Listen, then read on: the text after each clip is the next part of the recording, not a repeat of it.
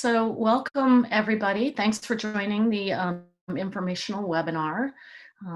We are going to work through some of the information about both logistics and sort of the makeup of what synthesis working groups look like. But first I want to just introduce the team at the LTER network office.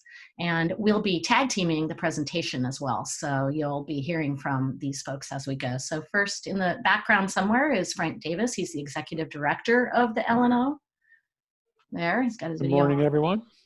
Right. And this Marty Downs, who is the deputy director of the network office. And then we have Julian Brunn, who's a lead programmer for the LTER network office and for NCEAS.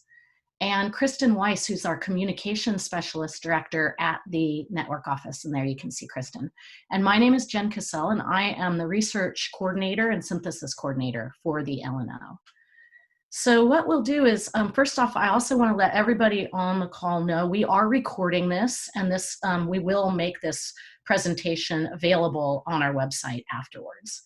And we don't have too many slides, so we'll head through them. Most of the information we're going to talk about is actually available in the RFP or in the, excuse me, the materials that we've made available online. So we'll work through it, and then we'll have plenty of time for questions. We don't anticipate that this webinar will take up the full hour. If you have a burning question and you need to ask it right away, that's fine. Just signal something in the chat, and Marty is monitoring that. So the most important piece of information that you'll hear several times is the proposal deadline, which is October 14th, 2020, and that's 5 p.m. Pacific Daylight Time. So that's represented all over the information in the RFP. So. Okay, so first off, I just want to sort of introduce the LTER network office, and we have been located in Santa Barbara since 2015. We physically sit and work within the National Center for Ecological Analysis of Synthesis, which some of you may be familiar with and has a long history of providing support for working groups. So as the center, we have a lot of goals of the network office across the network in general. We focus on efforts in communication and collaboration. Obviously, synthesis is a big part of what we do and what we're focusing on today, as well as training and helping for engagement across the entire LTER network. Now, as it pertains to synthesis and working groups, which we're really focusing on today, the center sitting within this ecological and analysis synthesis center, we have a big, long history and background at providing both in-house and virtual meeting facilities. We always provided some support for virtual meeting facilities, but we have really upped our game in that area since COVID has forced most of us remote. We provide analytical servers. You'll hear more about the kind of analytical capacity that we have from Julian a little bit later in the seminar, the webinar, computing capabilities, and also consultation and training for our visiting scientists on informatics, in-person and virtual collaboration skills. And we've really increased efforts in that area as well through remote facilitation and virtual collaboration. So that's what we do. Now, as for synthesis, we are mostly interested in proposals for this call in the 5 core thematic areas for LTER, but also the 2 social ecological thematic areas. So while we really want to focus on proposals that are going to return really high impact results in these areas, we will consider proposals in other areas as well, or even cross-cutting across these core thematic areas. So for those of you on the webinar who may be very experienced, or you're in an LTER, you'll be familiar with these thematic areas. For those of you who are not, you can go to the LTER network office website and see the kinds of the kinds of studies that have been done in these areas and learn more about how LTER focuses on these areas. But again, we are very open to proposals in other areas. That's weird. I can't advance. There we go. Okay, so we want to talk for a few minutes about what exactly is a working group and how does synthesis work proceed. And I'm going to turn it over now to Marty Downs to speak to this. Thanks, Jen. Really appreciate it. So the traditional way that synthesis groups have worked at NCEAS is a series of in-person meetings ranging, it might be 3, 6, 8 meetings over a period of 18 months to 2 years, year to 2 years. In the current virtual environment, we've been adapting that a bit. So it has been sort of an evolution as virtual capabilities have increased. We've seen the evolution from, meet in person really only every 3 or 4 months, interact by email in between, to yes, meet in person maybe every 6 months and interact more intensively through GitHub and other project management tools and shared remote analytical tools. That evolution is under COVID-19 kind of continuing, but we still expect the model of a group gets together, they work intensively, sort of make decisions, look at the data together, and then in between those periods, they continue to make progress based on the decisions that they made as a group. And we've got a number of ways of supporting that, and the graphic shows sort of the kind of, it's a very generalized version of what a synthesis group might do, but sort of very early on, as you're developing your proposal, you're assembling existing data. I think Jen will hit on this later, but synthesis, as NCEAS does it, is defined as is really working with existing data. So assemble those data sets, find them, locate where they are, make sure you have the best version of them, keep track of where they came from, and then sort of figure out how to integrate them together, do the analysis that you have planned, incorporating input from all the different perspectives to make decisions in the process of that analysis, and then ensure that the derived product is preserved.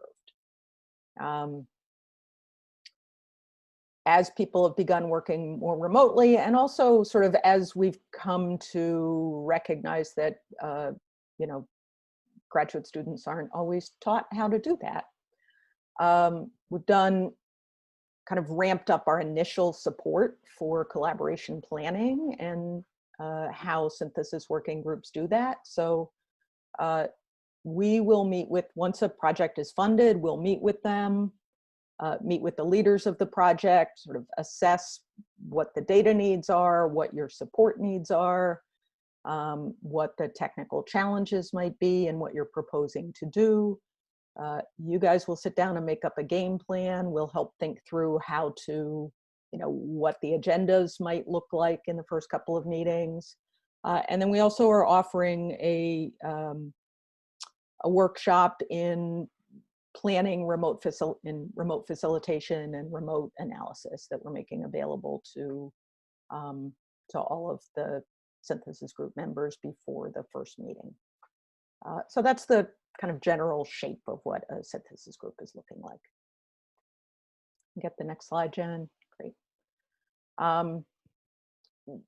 People that can apply, this is sort of pretty standard, same as NSF, anyone at academic institutions, freestanding research institutions, scientific societies, government agencies, non-government organizations, or consortia. One thing that is different about synthesis working group proposals than say NSF or direct funding proposals is that we support the activities. So we pay for the travel, we pay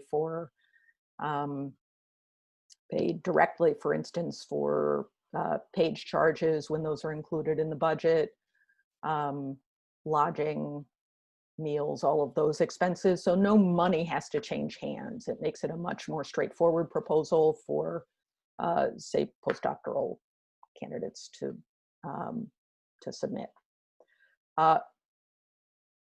Your proposal should include at least 2 LTER sites, data from at least 2 LTER sites, and that assumes there will also be LTER researchers.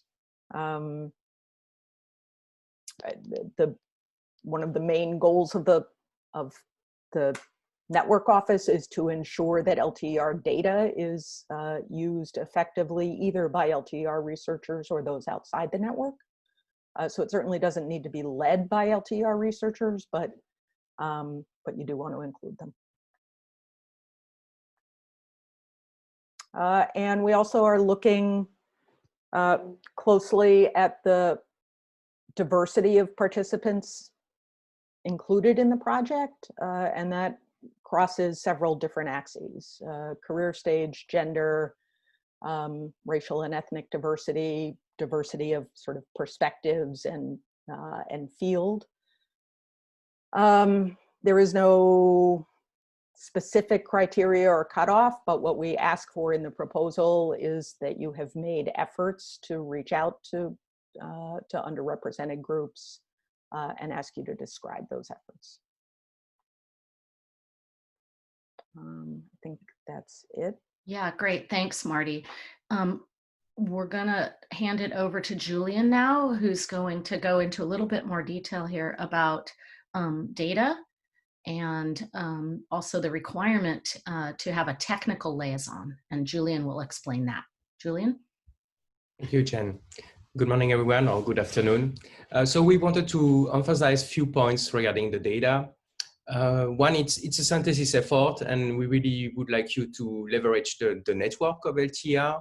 So there's a requirement that we want you to use data from more than one site.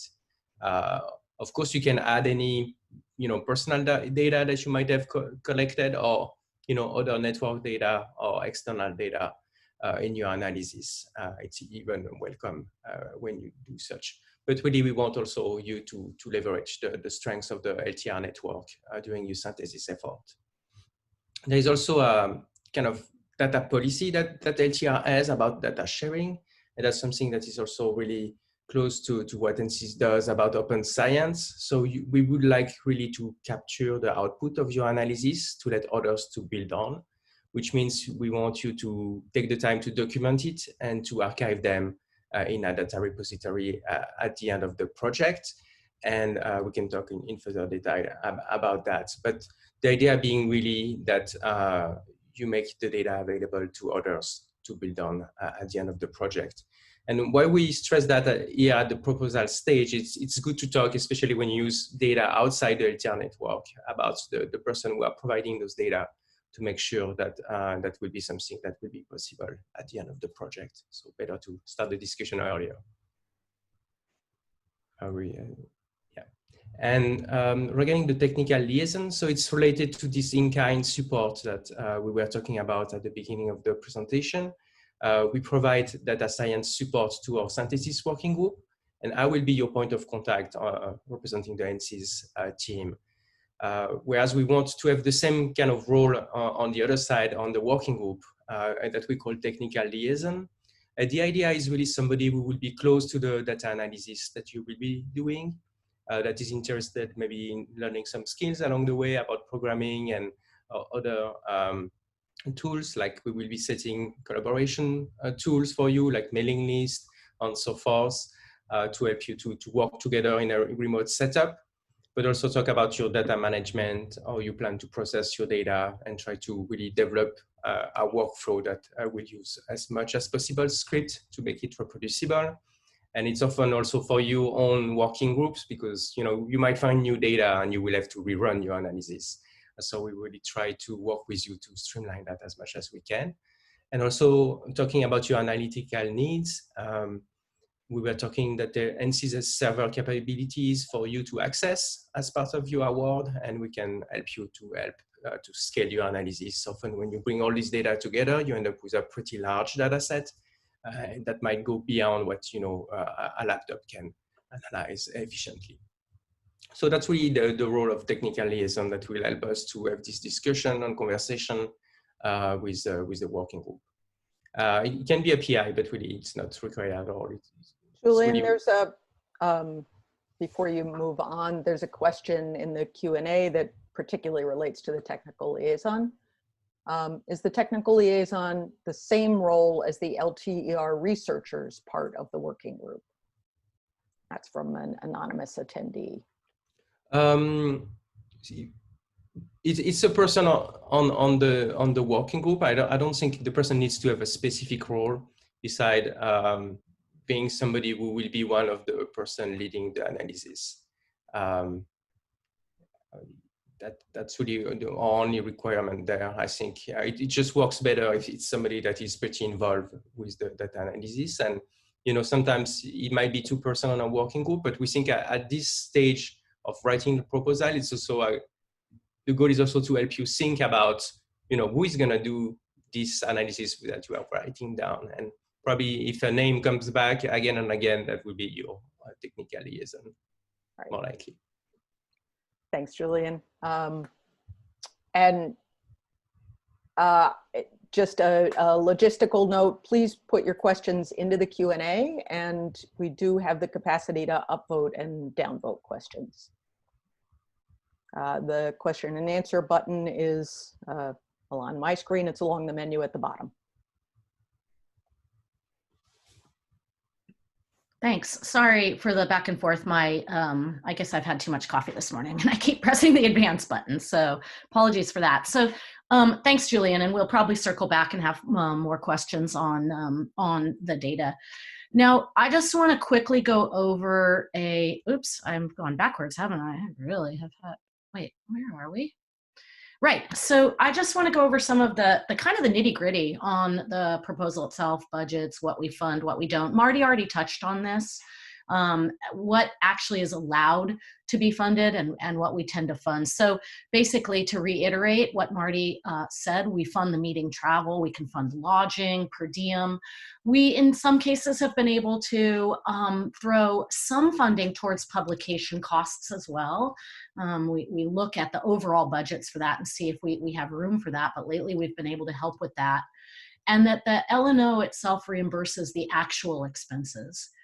So to be clear, it's probably more illustrative to talk about what is not appropriate and what cannot be funded in these types of synthesis working groups. The collection of new data or field research. So we are interested in collating and going after data sets that already exist. We also don't fund overhead or funds to be spent by the PI or any of the investigators at the investigator's home institution. And that's for those two are fairly clear. Another one though is maybe not quite as clear, but we are less interested in any synthesis activities that will primarily address the goals of another organization. And by that, if you have questions about that as you're developing your proposals or really questions about anything, we encourage you to reach out to us to discuss various questions or ideas that you might have, especially in cases where you think it may or may not be appropriate for this call. We are happy to discuss that. In this RFP, we anticipate between 2 and 4 projects that are up to 2 years in duration. But we definitely can look at projects with a shorter duration as well. And actually leading into that, we have been thinking a lot about the pandemic and the novel coronavirus, what it's done to our various conferences and meetings and so forth. So whereas in the past, we have really strongly encouraged the working group meetings to come to NCs, to come to Santa Barbara and run in-person meetings, we just aren't sure yet whether that is going to be in the cards or not. So we definitely are open to these working groups running virtual meetings if necessary, if that's what the pandemic or various rules we're all under means. or smaller group meetings in other venues if for some reason that can be done safely and is different than traveling across the country for some of you, I'm sure, to California. However, we are going to ask that proposers go ahead and budget as if, you know, basically as if we're under normal circumstances, and that in-person meetings are going to proceed in California or other locations that may be closer to your institutions. We just don't see, you know, we can discuss this when I conclude the slides, but we just don't see any other way to really move forward at this point. So that's what we're going to ask folks to do. However, we are definitely increasing the support and the training, both technical and logistical, for use of virtual collaboration and virtual meetings. And Marty and Julian have both touched upon that. So that's sort of where we stand right now. And what does that mean exactly? Well, in total, budget requests should not exceed about $55,000 per year. There's more information on our website about meetings and optimal group sizes and how working groups proceed. But in our long experience at NCEAS, and now several years of LTER synthesis groups under our belt as well, we find that groups of about 12 scientists, 18 would be a real maximum for efficiency and for best productivity, but about 12 scientists working at the center for about 4 days.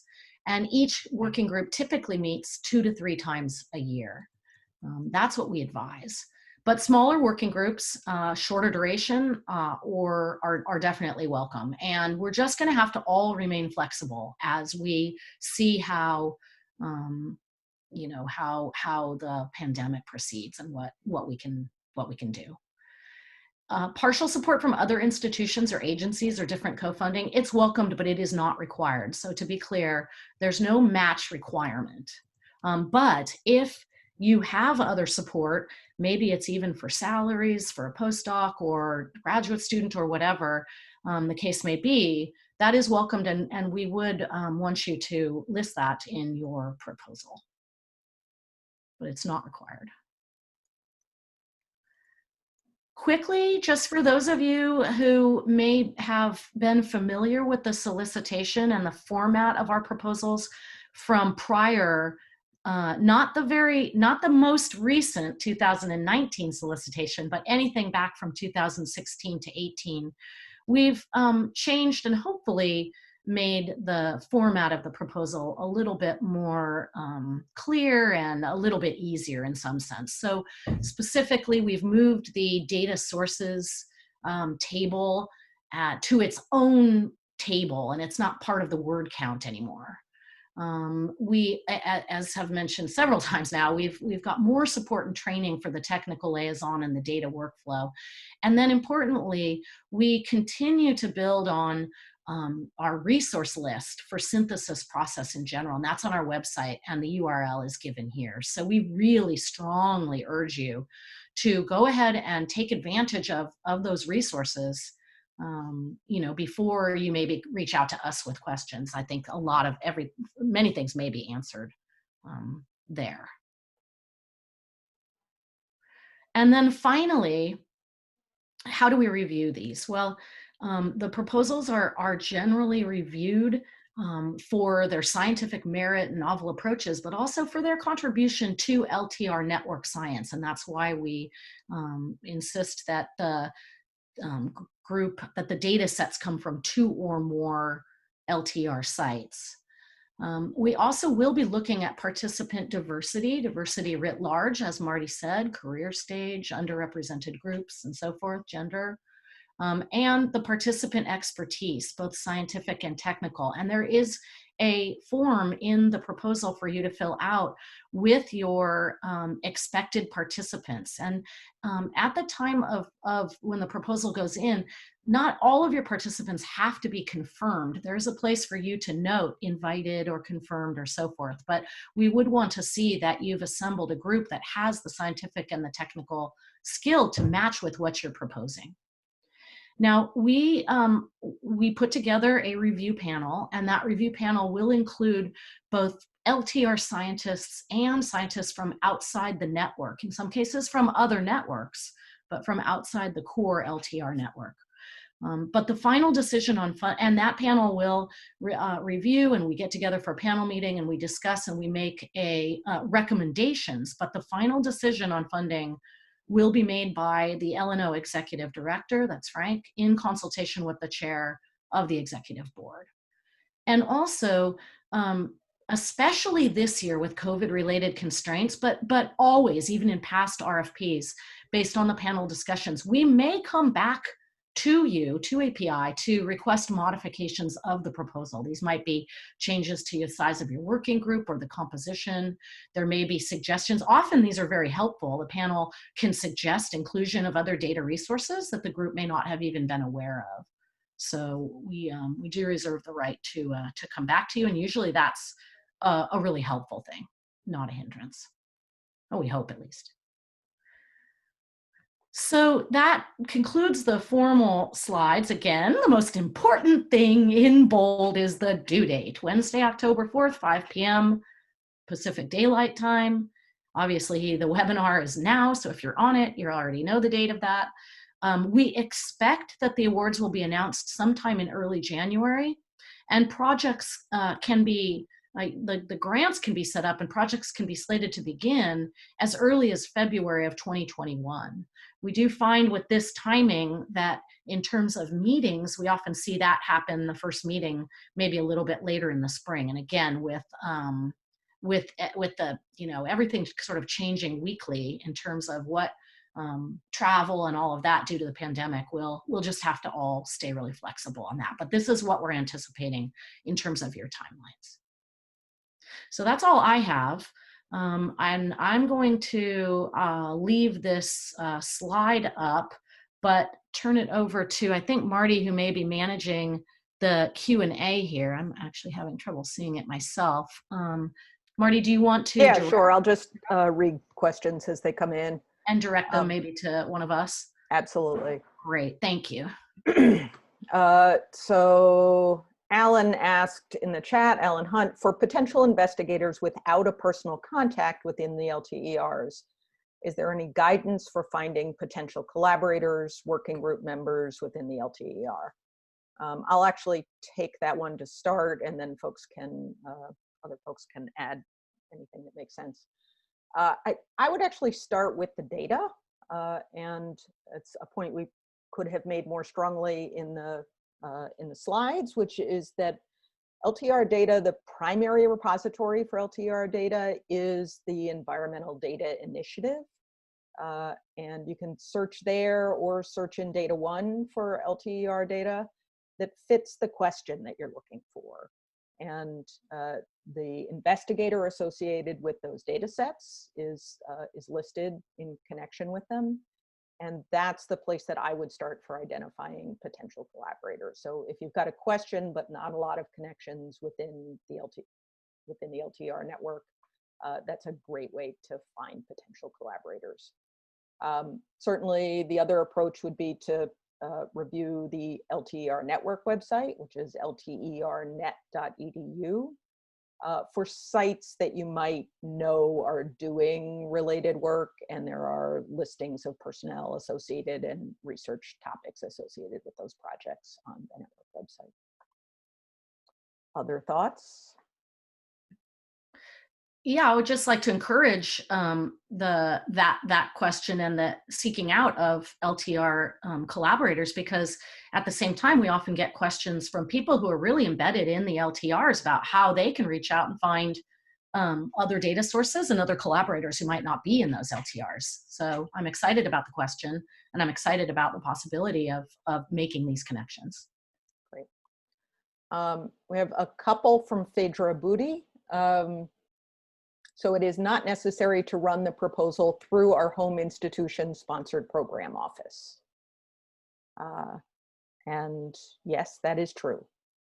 You can just submit the proposal to the LTER network office. We pay for travel, we pay for whatever expenses are covered under the proposal. And Phaedra also asks, I'm not seeing the specific directions for what belongs in the proposal, length, format at the request for proposals. There is a link on the request for proposals page that goes to a PDF that has all of the formatting and very specific instructions. If you have trouble finding that, let us know, but we have a template for data sources. We have a template available for participants. We also have a template for the budget. So we would like you to use those templates. So if you can't find them, let us know. I'll post the link in the chat also, but on the request for proposals page under required elements, there's a PDF download there that has the whole package.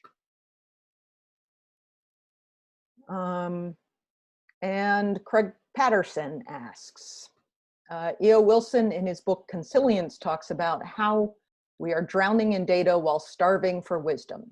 Integration and synthesis is about wisdom. How will you ensure there is wisdom behind the data? Marty, I can jump in on that a little bit. Yep. Actually, 3 thoughts on that one, Craig. One is, one of the nice things about the working group model is you get diverse expertise and you get people that are familiar with various aspects of the data and the research topic. So I think there is a collective wisdom that you get through through an effective working group. Second piece goes back to what Marty said is you want people, if you're working with data that are really important to the group, you want those people that generated the data in the first place as part of your, certainly communication, if not members of your working group. You want to understand those data if you can. And the third piece is my experience with the LTER working group so far and NC's working groups is we think we're drowning in data till we try to go find it. And then actually a lot of working groups find that there's not as much data as they thought there were on a lot of these questions. And a lot of the time and effort goes into actually compiling appropriate data, integrating them, and that's where Julian can really be a big help. Thanks a lot, Frank. Marty, I'd just like to note to folks that the questions are building up both in the Q&A and in the Zoom webinar chat. So I'd like to direct attendees to also have a look at the chat because we're answering those in text in many cases. Right. From Jane Foster, can you say something about how groups typically fund collaborators' time when salary support is not included? Do people typically submit proposals elsewhere for the salary support some of the collaborators may need? Frank? Yeah, I mean, it would be great if we could actually fund salary for some of the participants. And I know people that are, we'll call it soft money researchers, early career postdocs and so forth, but we really can't do it. So what we encourage you to do is reach out for other sources of funding as well, through your institutions and through other sources. We are really limited to supporting participant costs in these synthesis working groups as in general.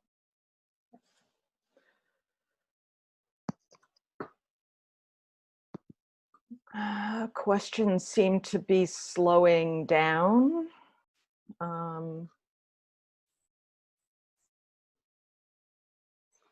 Anything else? Oh, I am gonna sorry, Marty.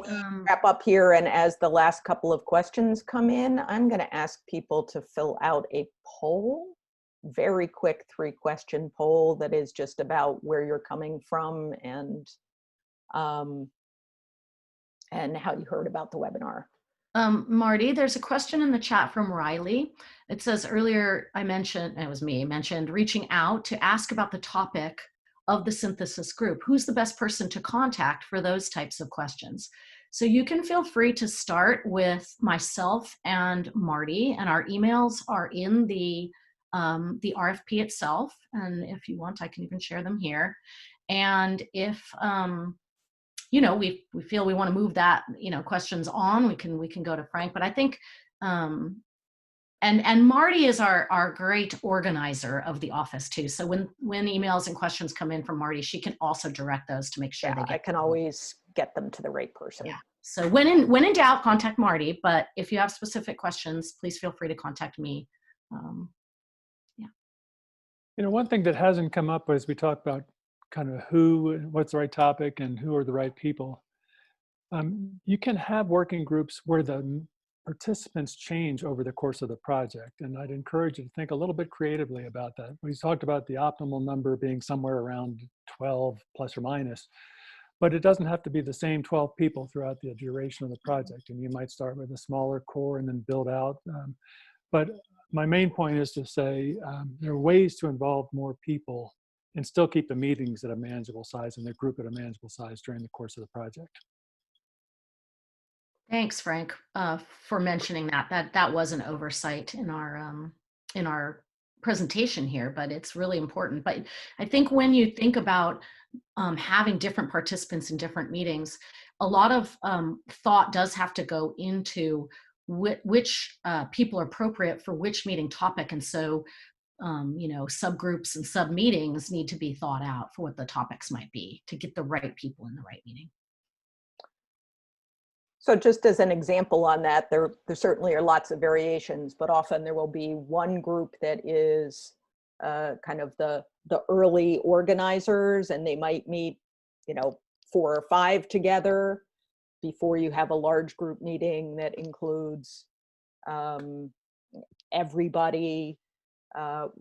One of our recently completed working groups had, for instance, a group of modelers and a group of experimentalists, and they met together and then each separate and then together again. Often there will be a couple of core writing groups at the end, and the budget format that we started using with the last RFP really accommodates thinking about those different configurations of meetings. Craig has a follow-up from his earlier question, really just a comment. Sustainable forest management is a highly integrated and interdependent concept. The environmental, economic, and social spheres exert joint, simultaneous, and inextricable influences on the forests. Opportunities to shape one sphere affect the others. We need to think more about sustainable forest management in the context of linkages among the 3 spheres. And no argument. Yeah, exactly. Examples out of the LTER. Take a look at some of the work that Jonathan Thompson has done out of Harvard Forest, for example, or the Science Policy Exchange in New England among LTER sites. And you'll see some pretty interesting and creative work in that space. Exactly.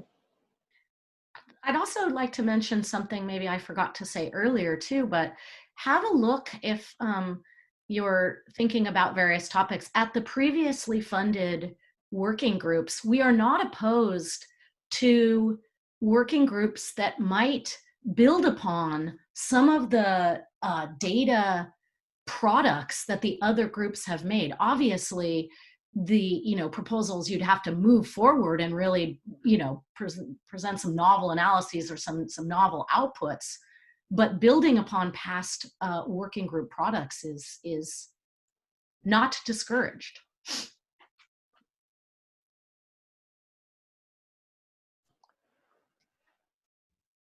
Okay, I don't see a lot more questions coming in. I don't see any more questions coming in just yet. So thank you all for attending. I'm here and Jen is here, and our emails are all over the webpage and the RFP. So please give us a shout. Jane Foster asks, are there example proposals from the past? We haven't done that, but you can certainly reach out to the PIs that are listed on the working group pages, and I expect that many of them would be happy to share their early proposals with you. Several of them have also volunteered to talk with people who are proposing synthesis working groups, and we also have the LTER YouTube channel has webinars from previous working groups. So really encourage folks to take advantage of those resources.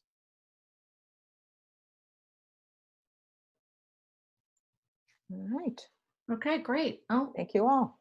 Thank you, everybody. And to remind you, this webinar will be posted on the website at some point soon. And right, tell your friends and feel free to reach out. And we look forward to some great proposals this fall. And everybody, try to stay as safe as you can Stay and safe. healthy as you can. Take care. Thanks. Bye, everyone.